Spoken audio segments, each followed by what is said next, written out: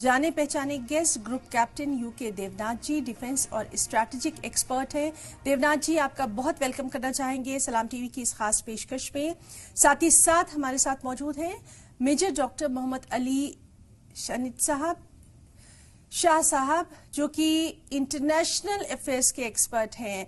मोहम्मद अली शाह साहब, आपका भी बहुत इस्तकबाल करना चाहेंगे इस बेहद खास डिस्कशन में। और सबसे पहले शाह साहब, आपसे ही हम यहां पर शुरुआत करना चाहेंगे। गजा में एक नए हमलों की शुरुआत हुई है, जहां पहले ही इमदादी कारकुनों को रोक दिया गया है, इमदादी चीजें नहीं पहुंच रही हैं। अब इस तरह के हमलों को आपका रिएक्शन जानना चाहेंगे शाह साहब। मेरे ख्याल से ये हद से ज्यादा हो गया है। जिस तरीके से वहां बेकसूरों की, खवातीन की, बच्चों की, बुजुर्ग की, निहत्तों की, मासूमों की, सिविलियंस की जाने जा रही हैं, ये हद से पार हो गया है। ये अब मेरे ख्याल से इजराइल को रुकना चाहिए। बहुत हो गया है। कितने मासूम, जी हाँ, 7 अक्टूबर को जो हमास ने किया इसराइल पे, 2 साल पहले, वो बहुत ही ज्यादा गलत किया। उसकी सख्त निंदा होनी चाहिए। इसमें कोई शक की बात नहीं है। जी जी, ये बहुत ही दर्दनाक। देखिए, आतंकवाद, टेररिज्म की घटना तब होती है जब आप निहत्तों पे, जो हमास ने किया था, जो आप निहत्तों पे वार करते हो। तो यहां पर क्या हो रहा है? गाजा पट्टी में भी निहत्तों की जान जा रही है। क्या ये उग्रवादी हैं? क्या ये हमास के हैं? अब ये लोग, जाहिर सी बात है, इनके अंदर फिर इतना खून खराबा देख लिया है कि रातों रात घर से बेघर हो गए हैं। अब देखिए, इजराइल बैरन स्टेट है बेसिकली। कुछ ऐसा कुछ खास उनके अंदर मिनरल्स नहीं है, कुछ और नहीं है, मगर उनके पास अमेरिका का हाथ है, अमेरिका का सपोर्ट उनके पास है जी। इसके लिए उनका दमखम है और इसलिए वो इतने बड़े बन गए। और चूंकि सुपर पावर अमेरिका इनका साथ दिया, अब इजराइल इतने बड़े बन गए, वो अमेरिका की बात नहीं सुन रही है। तो अमेरिका, आपको समझ में नहीं आ रहा क्या करें। In other words, America created something, उन्होंने एक चीज ऐसी बना दी है, अब उनको समझ में नहीं आ रहा अब करें क्या इसका। अब हमारी बात नहीं सुनेगा। तो अब इजराइल ने एक चीज, अभी मैसेज तो संदेश दे दिया है, आप अगर हमारे एक मारोगे, हम आपके इतने हजारों मारेंगे। और जो हमास ने किया, मासूमों पे, निर्दोष लोगों पे, निहत्तों पे वार किया था, ये बहुत सरासर। शाह साहब, यानी आपका कहना है कि हर एक्शन का रिएक्शन होता है और वही यहाँ पर दिखाई दे रहा है। शाह साहब, आपसे भी समझने की कोशिश करेंगे। जिन यरगमालियों की बात की जा रही है, बंधकों की बात की जा रही है, हमने देखा कि खुद इजराइल में और इजराइल के बाहर, इवन अमेरिका में भी काफी प्रोटेस्ट किया गया कि इन बंधकों को छुड़ाने की जो जिम्मेदारी है वो खुद इजरायली गवर्नमेंट की है। ये एक बड़ा चैलेंज होगा, जैसा अभी देवनाथ जी ने कहा है, कहीं ना कहीं नेतन्याहू के लिए आने वाले इलेक्शन में।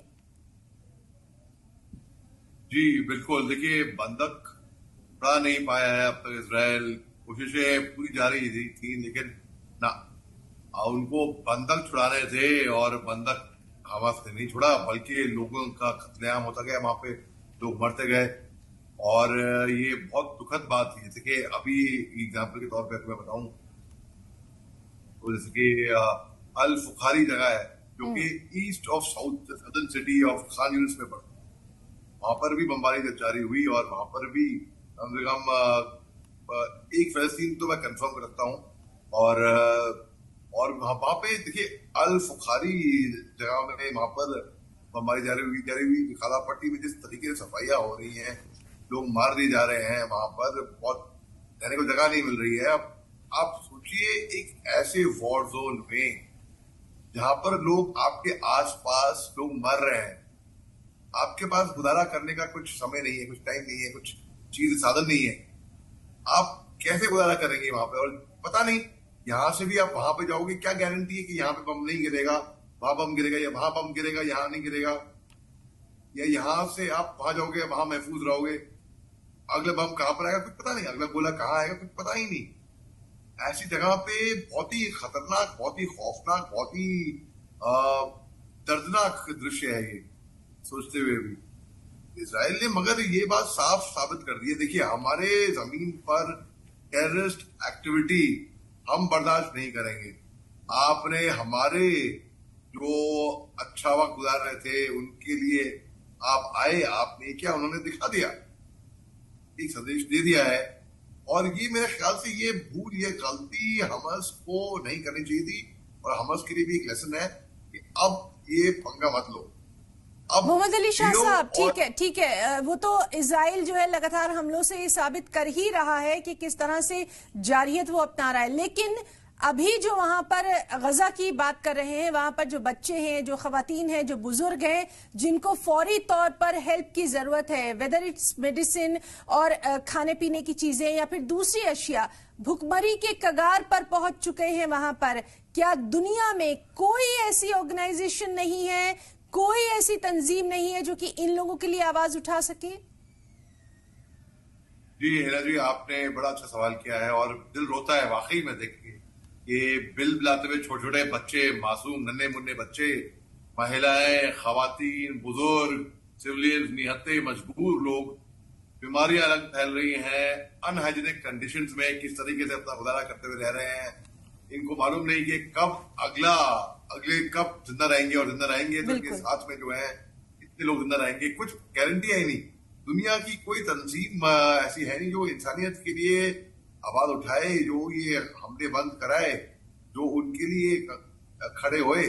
बिल्कुल, तो ये एक बड़ा सवाल है और आगे भी इसी तरह की बातचीत हम जारी रखेंगे। अभी चूंकि वक्त इजाजत नहीं देता, अपने दोनों खास मेहमानों का हम यहाँ पर सलाम टीवी की टीम की तरफ से बहुत बहुत शुक्रिया अदा करना चाहेंगे। हमारे